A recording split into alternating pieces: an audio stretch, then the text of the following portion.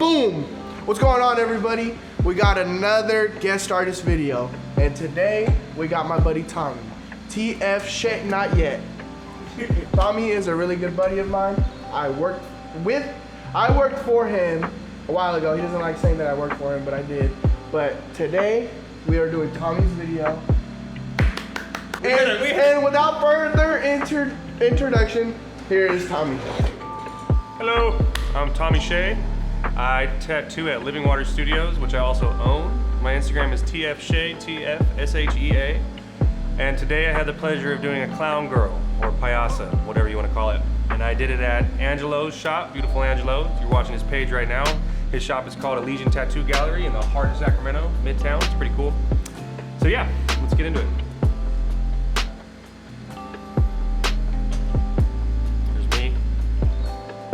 Stenciling. Sometimes I do hand stencil, sometimes I do Procreate. It's really situational. It's really about feel. There's Angelo helping me because I needed a buddy. Slow reveal for Asti, the video man. I like the placement. Okay, so let me pause that real quick. The drop system. My drop system. Pretty simple.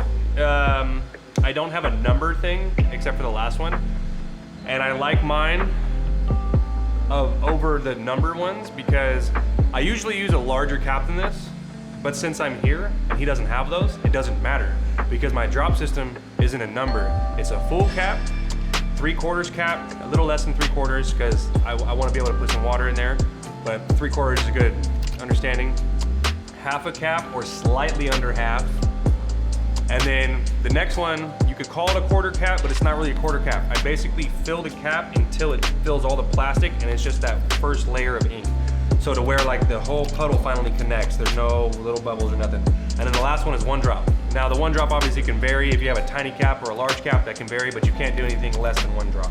So my drop system is pretty simple. It's 5 caps. This one, there is 6, but it's because his caps are smaller.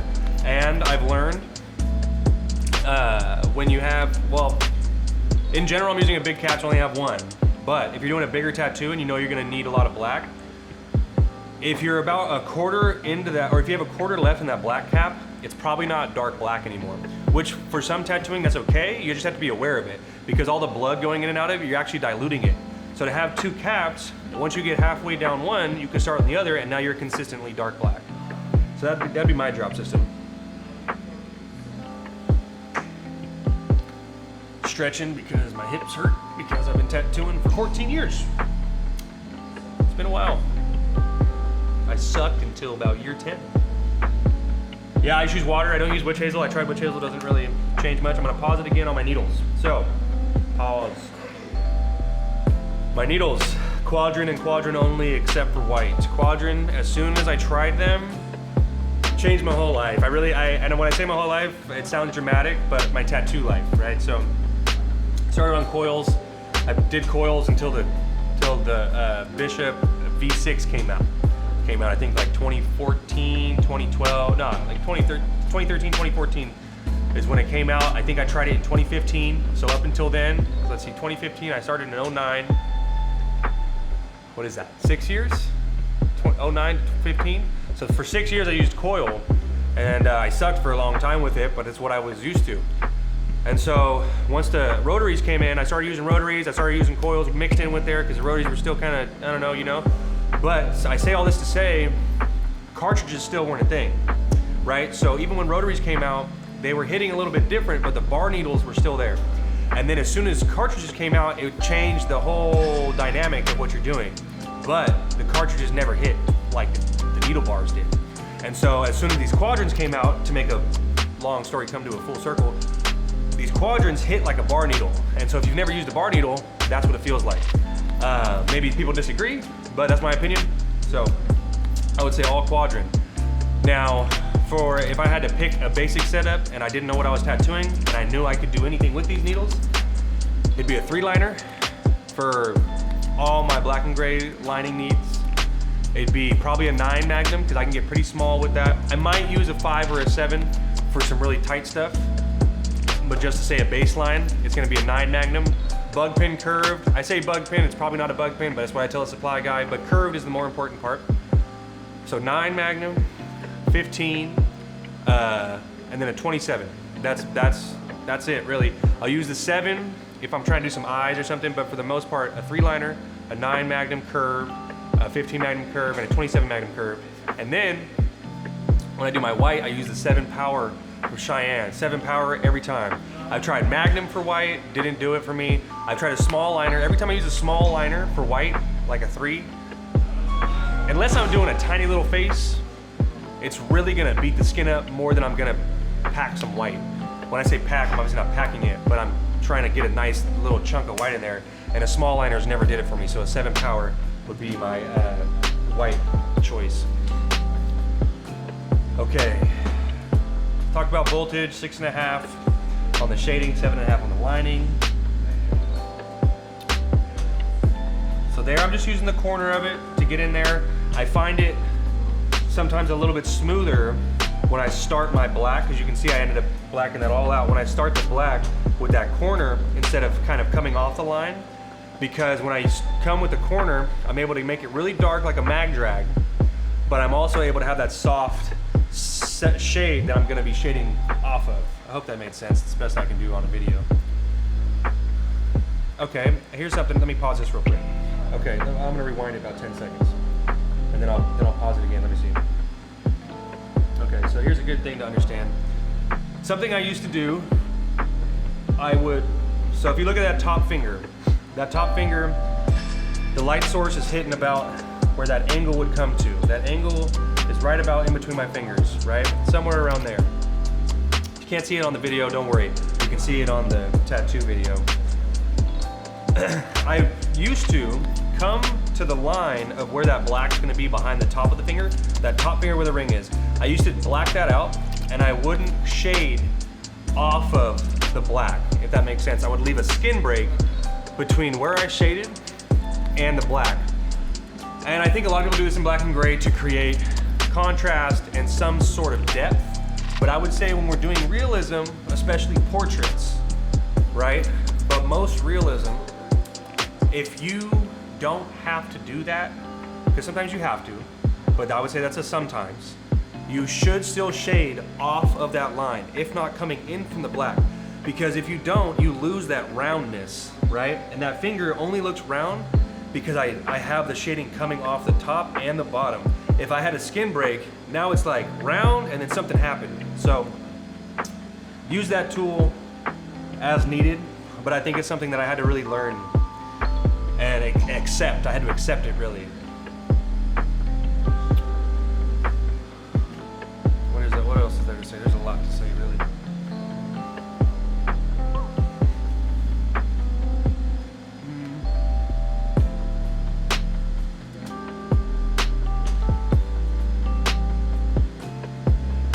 So the teeth, I talked about needles on the first go around. The teeth I lined on the inside and then I blacked it out because I didn't want that to be fuzzy at all. I wanted that to be a really hard cut on the bottom and the top of the teeth. This is actually just my 1-drop right here.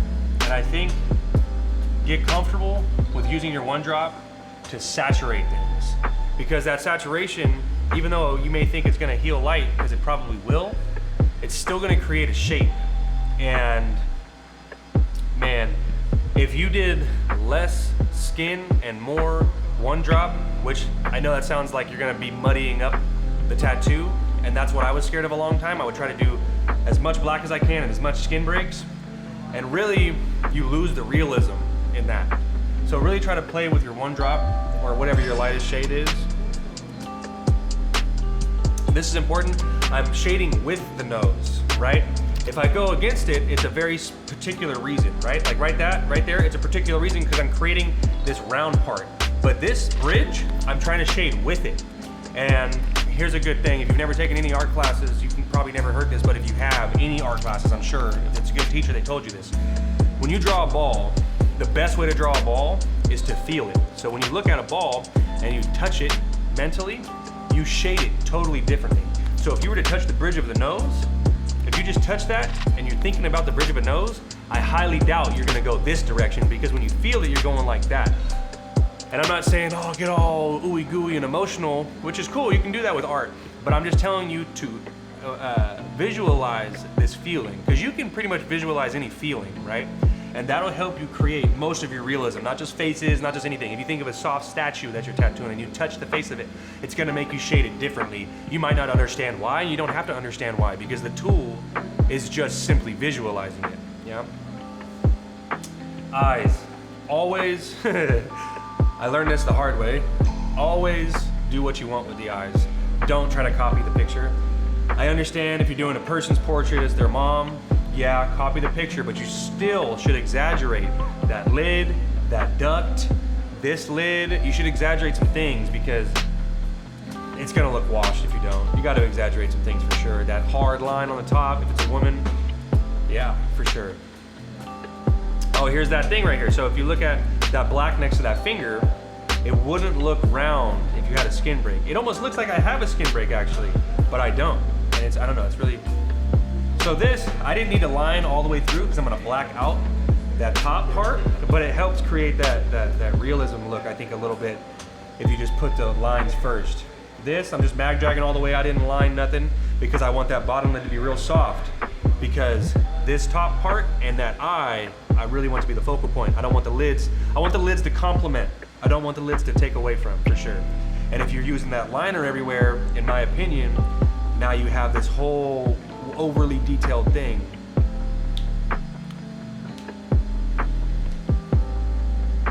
I forgot to pause.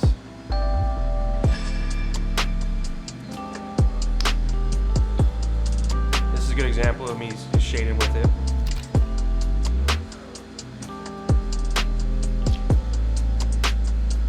I'm gonna pause right here. And something you can do with tattooing that you cannot do with pencil, at least I don't know how to, maybe you can, but I don't know how to, is if I finish a whole portrait and I'm like, you know what?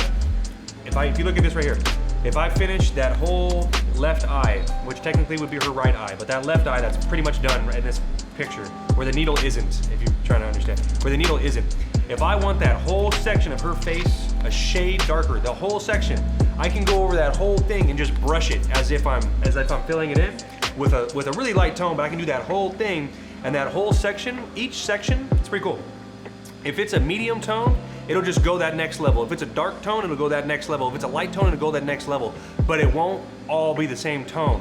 If you were to do that with a pencil, you're just basically gonna have it all, you just basically blacked it out now. So I think understanding that you can just go over it with a light tone and it'll darken everything, it's like changing the brightness on something. That is a really helpful tool too, because you're like, man, I want that whole section darker. You don't gotta go back in and do everything, just brush over the whole thing and you'll be good.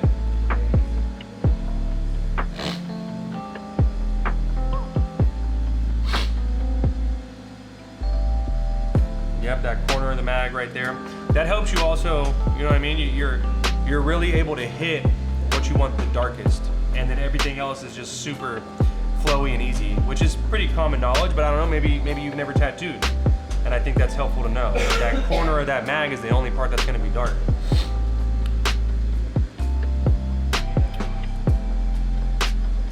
So if you see here, I'm really attached to my machine. My apprentice used to ask me, am I twisting my wrist, my elbow, or what am I twisting? And I don't know.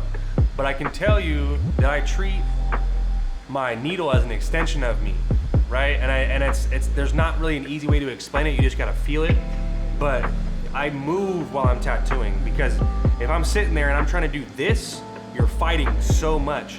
So I'm moving with it. Like if I need to do this, I'm gonna go like this. And a good way to figure out what you need to do is just do a quick little movement there. Like don't run the tattoo machine and just say, okay, oh yeah, look, I get stuck there. So if you're doing a circle, right? You're doing a circle and you're like, man, how am I gonna do that? What am I gonna move like? Do a trial, go like this, and you're like, okay, yep, I can spin it like that. But if you're gonna come this way, you're like, oh, I got stuck, right? So just do a little trial and the machine should be a part of you. You shouldn't be separate from it. And that takes some time. It might not take you super long, but it's gonna take a little bit. But once you feel that, you'll know right when it clicks. Okay, let me just touch on how to pack black, and I think I can finish with this one. I think this is probably the last thing that I finish off with. Packing black. Packing black is, I'm gonna explain it to you the way my dad used to explain it. My dad's the reason I'm good at art. He said in an art class, they had to color a whole thing black, right? At like a section of a drawing. And what the teacher told him to do, grab a ruler and just draw a line. And then next to that, you draw another line. And then next to that, you draw another line. If there's a gap, you go back and you fill that line in. What you're creating is an even tone. Because if you're coming here, and even let's say cross-hatching. Cross-hatching, you can tell you cross-hatched, right? Which is basically creating like a bunch of tic-tac-toes, right? It's a beautiful way of creating a tone, but if we're talking about blacking things out on a tattoo, you really want to follow that line theory. Now, it doesn't always work. Sometimes you're doing a circle and you can't just follow a line down. It's a circle, so you know what I mean? But let's say we're doing a circle. The best way I found to do black is, if you're doing a circle, you want to fill in, pretend the circle's here, you want to black out, so you do your line, but you want to fill in everything here first. You go in here, you do that method I was telling you about like the in and out. You go in here, you black all this out, and you leave a little bit of a border. And then you come in here and do the black. And you, from that line, come into what you blacked out here that's already fully saturated. So you come in here, you're going like that, the same direction all the way, as far as you can go without hitting your line. And then you're gonna come back all the way around. Because if you start with that part right there and not the middle, that outside part is always gonna be darker. I don't know how it wouldn't be, to be honest. Probably somebody out there does it great, but for me, that's what works.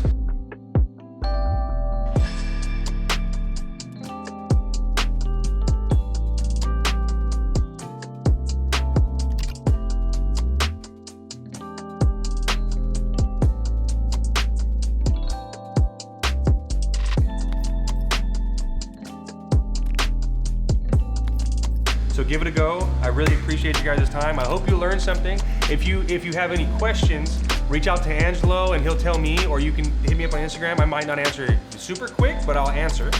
Just make it obvious that you're asking about the video. And if you have questions that I didn't answer, I can try to help. I'm not the greatest tattoo artist, guys, but I've learned a few things along the way, okay? So thank you for your time.